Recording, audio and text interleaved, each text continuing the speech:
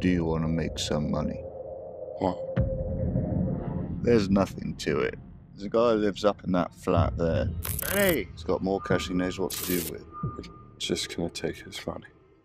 Nothing else. We're not gonna do anything else.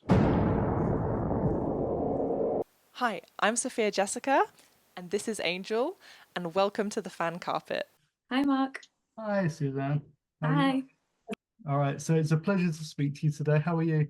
I'm good, thank you. How are you? Yeah, doing well, thanks. It's a Good. pleasure to speak to you. I watched the film last night. It's brilliant. I really enjoyed it. So if we go back to the beginning, was there a defining moment for you to get into the industry? I think as growing up, I always knew that I wanted to be within the entertainment industry, but I actually was a dancer for many years before I became an actress. But I always liked the idea of being on the stage, of entertaining, of telling stories. And that's always been the case, really. I love stories, I love fiction. And yeah, and I love what that gives to people. So it's always been my passion. Awesome.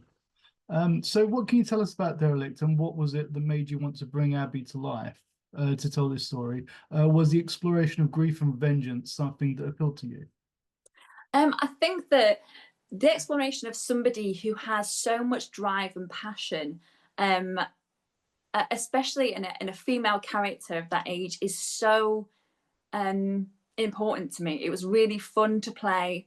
I really wanted to get into the grittiness of this character. I love how passionate she is, and how raw and real she is. You know, it's not tied up in a nice bow. It's there in its kind of raw, like you say, grief and vengeance. She's there in that moment and living it, and that is her passion and drive throughout the film, and which is a really cool and fun thing to play, but also great to have women represented in that way, to show that side of women.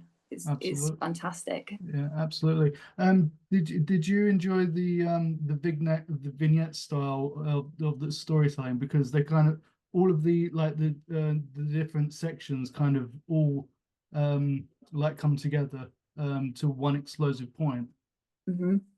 It's really cool, and it was only, obviously I read the script, but seeing it all together, when I did watch the once it was completed, to then watch it all was so like, you were left on these little cliffhangers of moments, and we were like, oh, okay, well, I want to go back to find out what they were doing, but now this is happening and I need to concentrate because that's what happened before with them, and that's the reason they're doing that now. So I think it's great how it keeps that momentum going, and also really cool for me because it's seeing all the things that were shot when I wasn't there. So it's like, oh, that's what happened on that day. That's so cool. And you know how that's all brought to life, and the other actors who I met on set, seeing them do their thing and how cool it was, and then it all coming together and it kind of all slotting into place. There's one thing when you read it and you see, oh right, I can understand the process of these narratives, but then when you add all the effects and the music, it then just pulls it all together into this, you know, climax of the film. It's fantastic. Absolutely is. So what does it mean for you to be a storyteller and tell stories in this way? Oh, stories are so important. It's how we pass on information, our opinions, our thoughts, how we feel, how we share how we feel, how we explain difficult things, how we teach the next generation. It's so important. I love telling stories, and having an imagination, I think, is so important. Yeah, it's something I'm just so passionate about. I think, where would we be without stories? I don't know. I don't think the society it wouldn't exist the way it does today. Right. So certainly not, because I mean, even all the way back to like cavemen in the caveman days, like passing on stories around a campfire and things like that. We've all done it as children, like during campfires, was like telling ghost stories and stuff. So yeah, exactly. Yeah. Yeah. What are you hoping audience take away from Derelict when they see it? I hope that they do enjoy the story. I know enjoy is probably a funny word because it's not exactly the light-hearted comedy, but it's such a great gritty story. to enjoy. I hope they enjoy the characters. I think there's loads of variety in there of all the different relationships, and kind of seeing these really beautifully written storylines and characters. I hope they appreciate not just the story, the style of the cinematography that Jonathan's used, because I just think it's amazing, and also what he's managed to achieve on the budget. Yeah, it's awesome. So do you have any memories from filming Derelict that stand out to you, something you won't forget? I taught Mikey Coombs how to waltz off screen. Pete Bird makes the greatest pork rolls. There was moments where we needed effects, which it was kind of, at one point we needed the wind to blow a little bit of police tape, and Ryan, who was this like the head sound, he basically held it and just blew it. So just in the corner of the screen. I was trying to be really straight faced at the time, but it was these moments where it's like, we need this to happen. How are we going to do it? And everybody just got stuck in, and it's delightful. Yeah, absolutely. So what does the future hold for Derelict, and do you feel that there's more story to tell from Abby's perspective now that she's got an happy ending of sorts? Ooh. I mean, yeah, I always want to know more about every character. I do wonder what happens next for her. Who knows? I would love it if there was another film to follow that, or even if one of the other characters, the character that Darren plays, like what led him to be in that situation, or potentially something like that. I always want to know more about that whole story because I find it so intriguing. Yeah. Absolutely. And if they want me to play Abby again, I'm there. Awesome. Yeah. No, you were great as Abby. Yeah. Thank you. And maybe you can bring in some of your like dance background. Yes. Love that. Awesome. So so you produced Derelict as well. Are there any other aspects that you'd like to pursue that you haven't done yet? So me and a friend of mine, we also run a small production company in Manchester, and in the last couple of years we've started producing. We just produced like a short film, and then like a podcast, and now we've just created a musical. So I think in light of the whole telling stories and seeing what people can do when they basically just pull their friends together and go, look, we've got a lot of skills here, let's make this happen, has kind of inspired me really to use that to create my own work. So yeah, this musical is the latest of that adventure. Awesome. What can you tell us about the musical? Because that sounds exciting. So it's called You Can Have It All, Can't You? And the company that I co-run, my friend, is called In Parallel Productions, and it's a musical about the female biological clock and the pressures from society, and it's born from lots of women's stories from the north, that all these incredible women came forward with their stories that they found struggles, or even just really emotional in many ways, whether it's been a difficult story or a completely uplifting story about things that they face with their biological clock. And down the line, we created it into this kind of comedy sketch show musical that hopefully we're going to take on tour in the next 2 years. Awesome. So is comedy, because obviously like the comedy genre is a very stark contrast to Derelict. So is that something that you gravitate towards more? I don't know. Do I? I love the grittiness of Derelict, and I love playing somebody who's so flawed. I think it's a really cool way to show a female character, and I love getting to play that.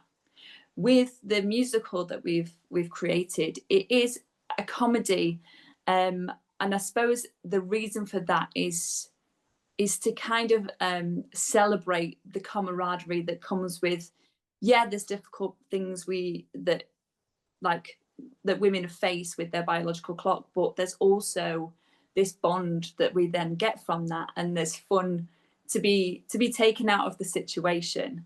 And yeah, I suppose celebrate and laugh and connect is a good way to express that. So I guess that's why that leans into comedy.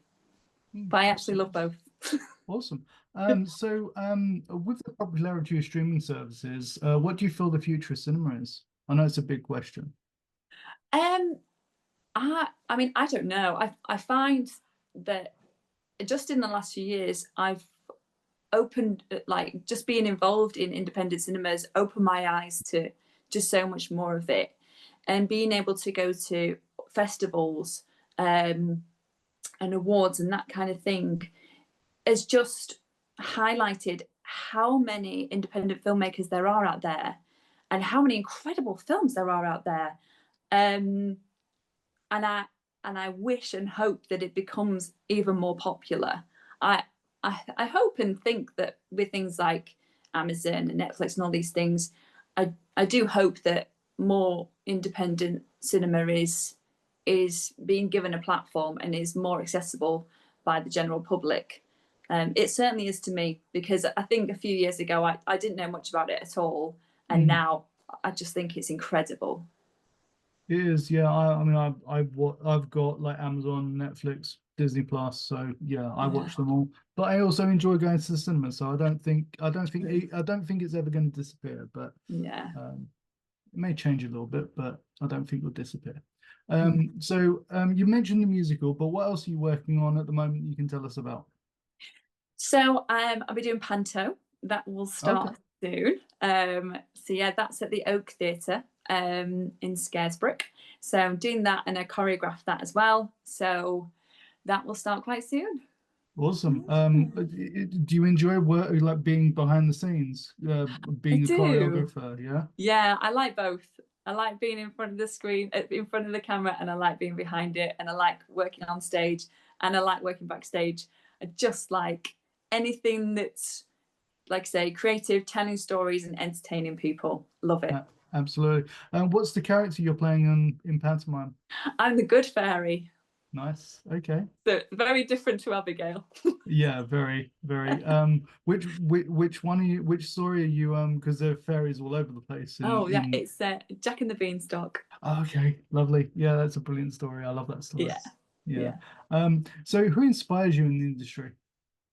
Oh my gosh. My favourite actresses are Suzanne Jones, Catherine Kelly, Julia Roberts, Robin Williams.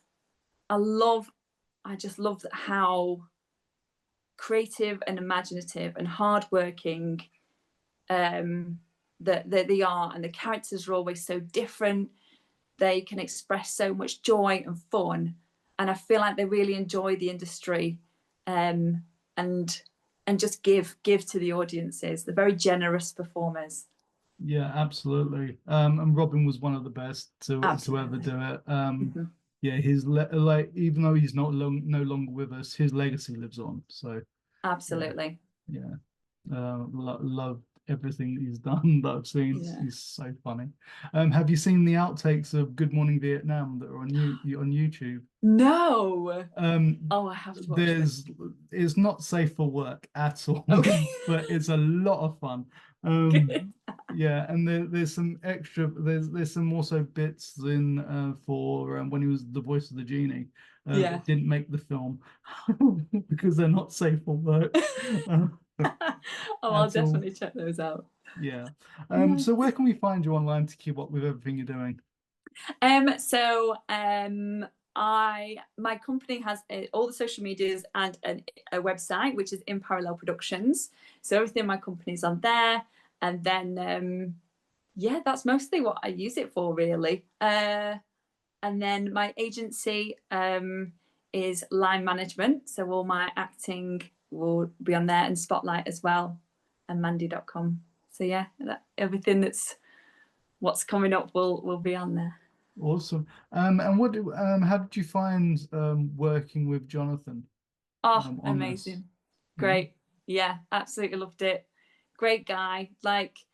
And what he's achieved, I think, is incredible. So I have a lot of admiration for him, and you know, him as a person and him as a creative, and so welcoming. You know, the first day, was it the first night or the second night, I was at his house for a takeaway with him and his wife. It was just, yeah, absolutely delightful. It's great. Yeah, absolutely. Did you enjoy doing, I know you didn't do a huge amount of stunt work, but do you enjoy doing stunts?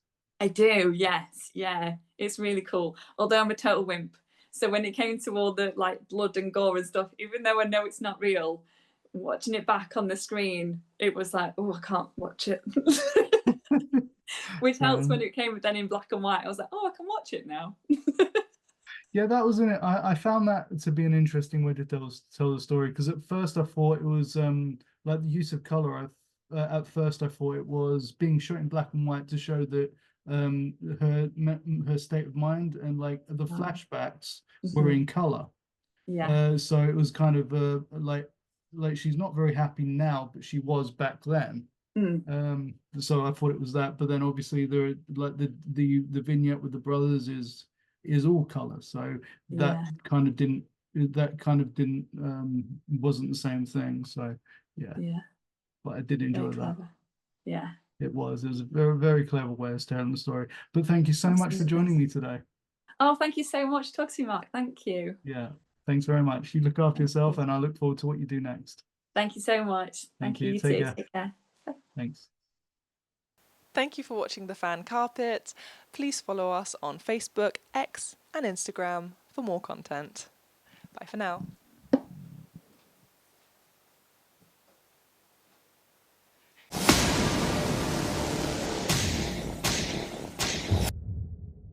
It feels quiet.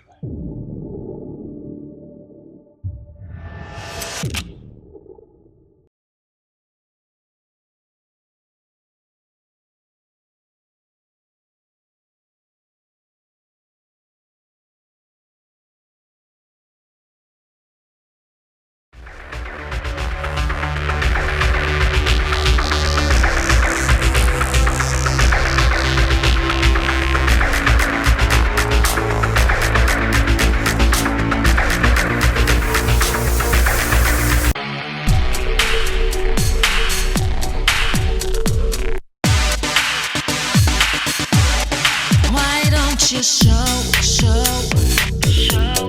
what you can do.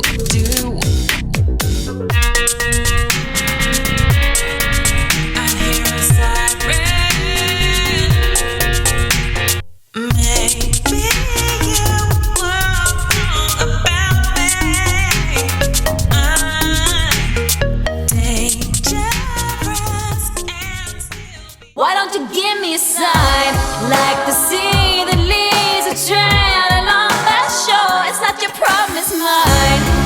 Everybody thinks that I'm okay. Sometimes I think I am too. I'm on the outside looking in. I'm waiting for the shockwaves to begin. Oh, won't you let me hold you for one time? Just a rainy day in a London cafe. A London cafe. So give me one last serenade. Say to me, or swear at me till the night turns into day. And it was a shame when daylight faded, because we didn't notice at all.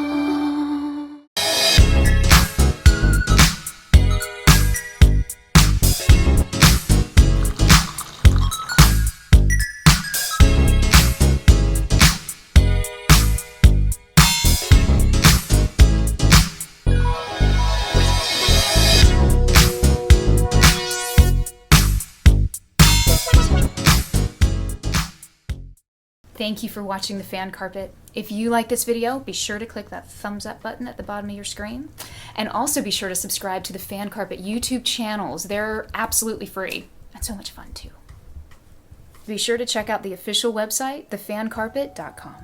Also, you can follow us on Facebook, Twitter, and Instagram to stay up to date with reviews, competitions, the latest news, and so much more.